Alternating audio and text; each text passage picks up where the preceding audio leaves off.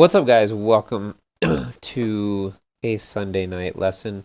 I'm gonna try to make this a thing and give you guys some free learning tips. Today, we're gonna talk about tapping. So we're gonna get into like just the basics of tapping. I don't do the multi-finger tapping, that kind of stuff. I keep it real simple, but I find it very musical, more musical than sweep picking. And so I thought I would start you guys off with the basics. There's going to be, excuse me, a PDF download. Down below, the link is going to be there or here, or would it be there? It's one of those. So you click there, and you'll be directed to the link that you can download. I'm also offering online lessons, guys. So if you're interested in that, you could do a free trial, and we could talk about music business, music theory, acoustic guitar. I have my degree in classical guitar. I do this for a living. So music and money as well. I guess that falls under music and business, but you get the idea. So today we're going to do some basic tapping. I would highly recommend you guys get the tab, follow along. If not, it's cool. If you want to, great. Don't want to, all good. All right, so before we get started, guys, I'm using my Gibson Les Paul. It has Floyd, and I'm using something really cool that I'm trying out today. I haven't used it in a good while. It is this guy right here on the bottom. I'm not going to move it too much because my headphones are attached to it, but it's the NUX Mighty Plug Pro. And that's where you're getting the tone from. Like, I'm plugged in direct. I mean, man, that's not bad tone for this little thing you plug in. Okay, and I'll put a picture of it somewhere here.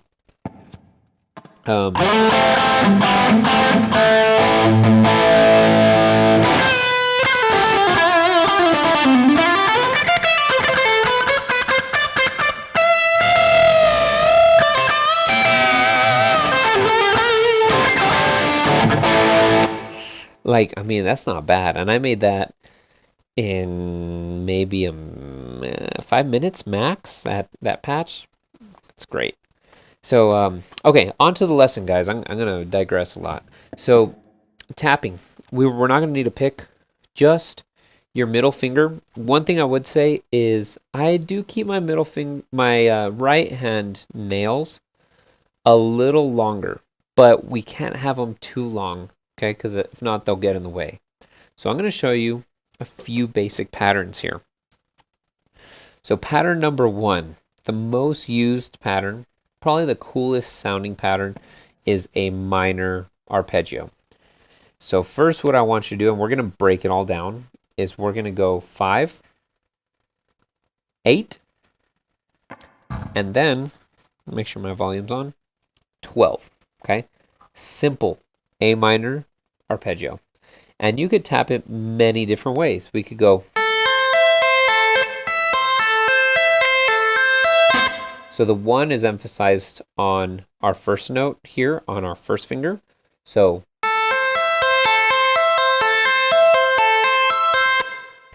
right? I typically like to start with the middle finger tapping. But again, there's no rules. You can do as you want. So I like to start like this. That's just my pattern. So I like playing, or that's my preferred pattern. So I'll do a tap, first, fourth, first. So slowly.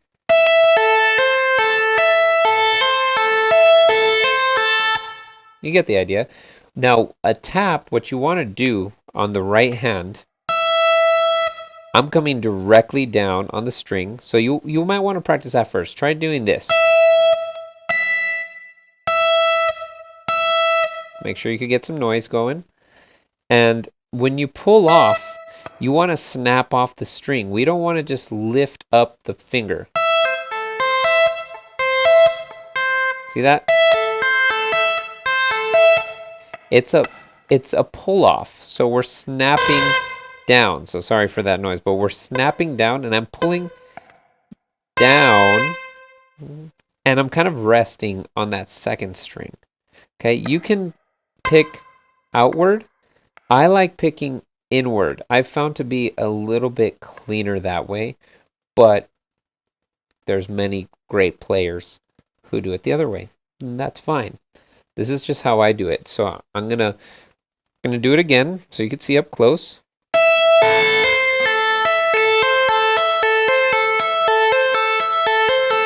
Now it could get difficult to make it clean. What I suggest to make it sound clean is when you pluck, or when you pull off, I'm resting against this second string. Okay, so it stops the bleed. Also, my right hand is stopping the bleed from any prior string, I guess closer to my face. So the 6th, 5th, 4th, 3rd, and I guess 2nd in a way. Okay, so that's going to be the tricky part. I want you to practice that quite a bit first.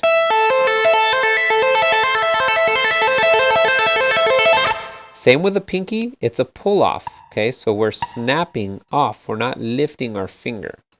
You need to understand how to do effective pull offs in order to do this. Okay, so it's a snap off. It's not a lift. We don't want to lift finger. We want to snap off.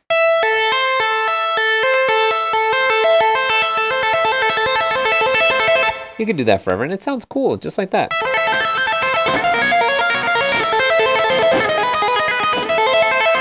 Sounds cool, just chromatically even.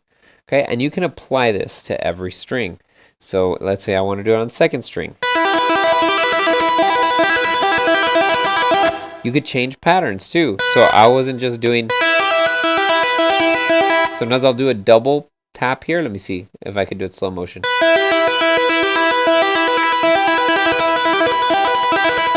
So it'd be like, just change a variation. It's as simple as your imagination goes. Okay, so you can do anything you'd like on that. The trick is we just got to make sure that it lines up wherever, whatever you're playing, the context of your playing, just got to make sure it lines up, right? Okay, next pattern, we have a major pattern, okay, a major arpeggio pattern. So all we do is it's going to be 5, now 9, and 12. Okay, so that outlines an A major chord. You have A, C sharp, E. When we were playing the minor chord, you had A, C, E. That's what made it minor. Just one note difference. Watch, I changed that. Now I'm here on C sharp. Happy.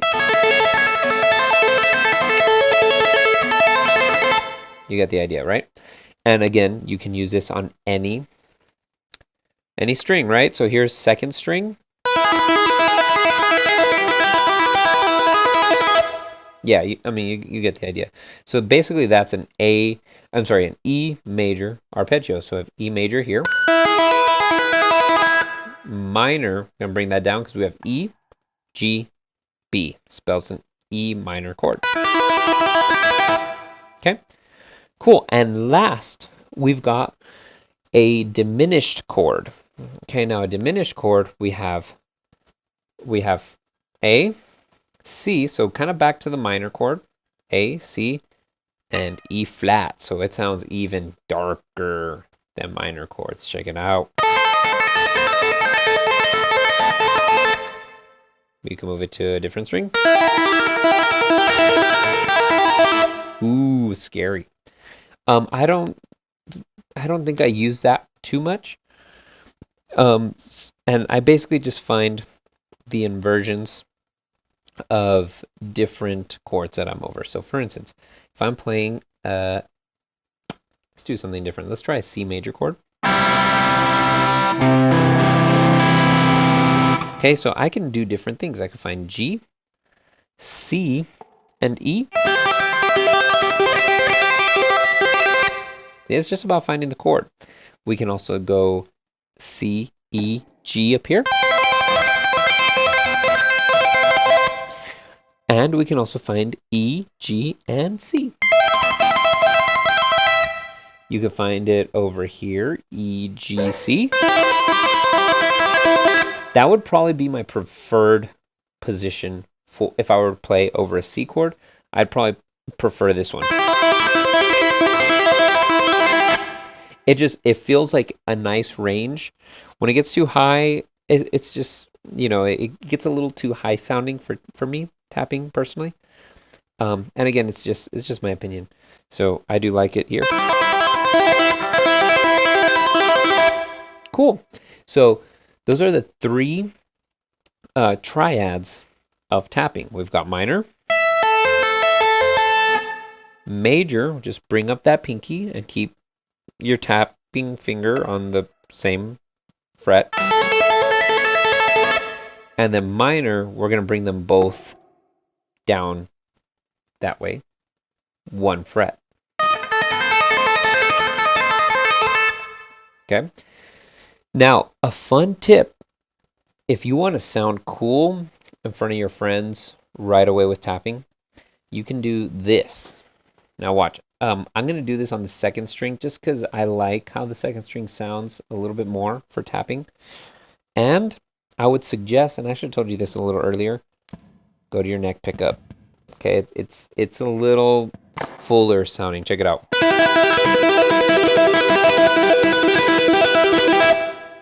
That's it. That's it right there. Now, to do something real cool, real quick, all we do is we have this E minor arpeggio. Bring tapping finger down or up a fret to 13. And you could do different patterns, okay? This is just my preferred pattern. I'm just kind of doing stuff, but you can get very methodical with it, okay? So let's say E minor, E major. That already sounds cool. And then you could go back. And then you could do one more. Check this out. So you're going to move back to 3, 7, and 10. And that is a, let me see, D, F sharp, A D major chord. Okay? So we've got E minor, C, E minor, D. Kind of messed up there because I was talking, but you get the idea. So without me talking,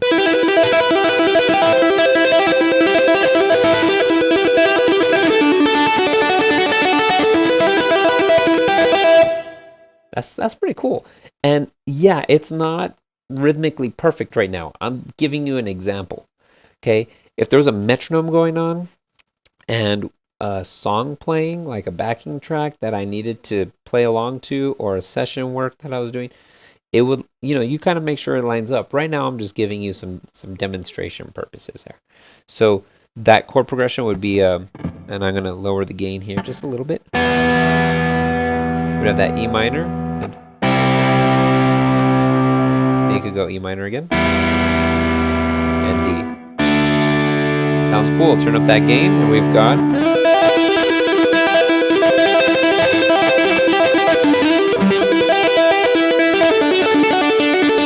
And you know what? I was going to do something. You can go to a G chord by doing D.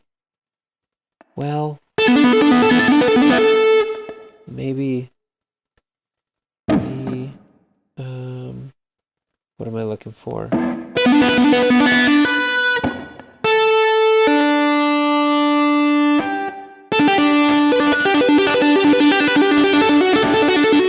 So, okay, so you could do this. Sorry, it took me a little while to think. So you could do E minor, C. You could go to a G chord like this. And then the D chord, just bring these back. Okay, and these examples will be downloadable down here. So you have this nice chord progression. You have E minor, C, G, D. E minor, C, G. That sounds cool, okay? And I just thought of it right now, okay? So if it's not perfect, it just came to me right now. So there's some ideas, and you could, like I said, this is movable anywhere on the neck. If our chord progression now is A minor, F, C, G, same pattern, but on the first string. Same frets, but on the first string. Wait. See that? So A minor, F, C, G. There you are. So, you could get totally creative with this, guys. So, I hope you enjoyed this Sunday late night lesson. Like and subscribe, and let me know if you like these so I can do some more. Okay? Anyways, peace out, and check this little guy out, man. The Nux Mighty Plug Pro. Sounds pretty good. Sounds pretty freaking good. Again, guys, you could purchase these tabs down below. $1. $1, not much. Okay. Peace, guys. Enjoy your night.